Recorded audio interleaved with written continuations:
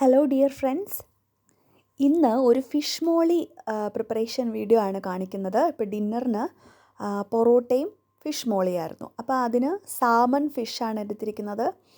അപ്പം അത് ഫ്രഷ് ഫിഷായിരുന്നു, ഞാൻ ആൾഡിയിൽ നിന്ന് മേടിച്ചതാണ്. അത് സ്കിന്നൊക്കെ പീൽ ചെയ്ത് ക്ലീനാക്കി നല്ല വൃത്തിയാക്കി മോർണിംഗിൽ തന്നെ കുറച്ച് ടർമറിക്കും പെപ്പർ പൗഡറും സോൾട്ടും ഇട്ടൊന്ന് മാരിനേറ്റ് ചെയ്ത് വെച്ചു. അതിനുശേഷം വൈകിട്ട് അതൊന്ന് ഷാലോ ഫ്രൈ ചെയ്തെടുത്തു.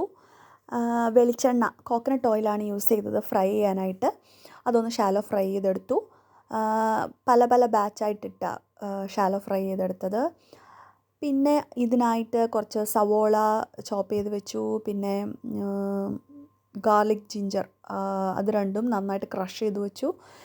പിന്നെ ഗ്രീൻ ചില്ലി, പിന്നെ മസാലയായിട്ട് ഇതിനകത്ത് ചേർത്ത് കൊടുത്തത് കൊറിയാണ്ടർ പൗഡറും ഗരം മസാല ഒരൽപ്പം, പിന്നെ മഞ്ഞൾപ്പൊടി ഓൾറെഡി അതിനകത്ത് മാരിനേറ്റ് ചെയ്തപ്പം ഇട്ടിട്ടുണ്ട്, സോൾട്ടും ഇട്ടിട്ടുണ്ട്. അപ്പോൾ അതനുസരിച്ച് നമ്മൾ മഞ്ഞൾപ്പൊടിയും പെപ്പർ പൗഡറും നമ്മുടെ എരിവനുസരിച്ച് പെപ്പർ പൗഡറും സോൾട്ടും കറിക്കകത്ത് അതനുസരിച്ച് നമ്മൾ ക്രമീകരിക്കണം.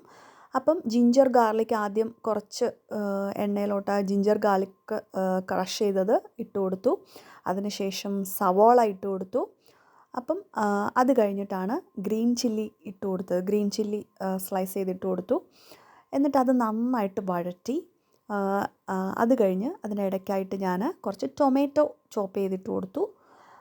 എന്നിട്ടത് അടച്ചു വെച്ച് നന്നായിട്ട് കുക്ക് ചെയ്തെടുത്തു. നന്നായിട്ട് വാടണം. പിന്നെ ഇതിനിടയ്ക്ക് ഞാൻ മസാല ചേർത്ത് കൊടുത്തു. അതിൻ്റെ വീഡിയോ എടുക്കാൻ മറന്നുപോയി. അപ്പം ഞാൻ പറഞ്ഞല്ലോ, കൊറിയാണ്ടർ പൗഡറും ഗരം മസാല ഒരു അല്പവും മാത്രമേ ചേർത്ത് കൊടുത്തിട്ടുള്ളൂ. വേറെ അധികം മസാലകളൊന്നും ചേർത്ത് കൊടുത്തിട്ടില്ല. പിന്നെ ഉപ്പ് അതും ചേർത്ത് കൊടുക്കണം ആവശ്യത്തിന്. നമ്മൾ മാരിനേറ്റ് ചെയ്തപ്പം ഉപ്പ് ചേർത്താണ്. അപ്പം അതും നോക്കിയിട്ട് വേണം ഇതിനകത്തിൽ ഉപ്പ് ചേർത്ത് കൊടുക്കാനായിട്ട്. പിന്നെ അത് നന്നായിട്ട്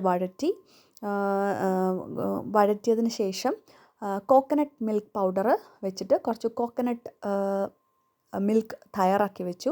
അപ്പോൾ നന്നായിട്ട് വഴറ്റി കഴിഞ്ഞപ്പം ഫിഷ് ആഡ് ചെയ്ത് കൊടുത്തു. അതിനുശേഷം കോക്കനട്ട് ഒന്നാം പാലിന് ചേർത്ത് ഒന്ന് കുക്ക് ചെയ്ത് നല്ലതായിട്ട് ആവി വന്നപ്പം ലാസ്റ്റിൽ നല്ല കട്ടി തേങ്ങാപ്പാൽ ആഡ് ചെയ്ത് കൊടുത്തു. അതായത് ഒന്നാം പാൽ ആഡ് ചെയ്ത് കൊടുത്തു. അപ്പോൾ ഫിഷ് മോളി റെഡിയാണ്.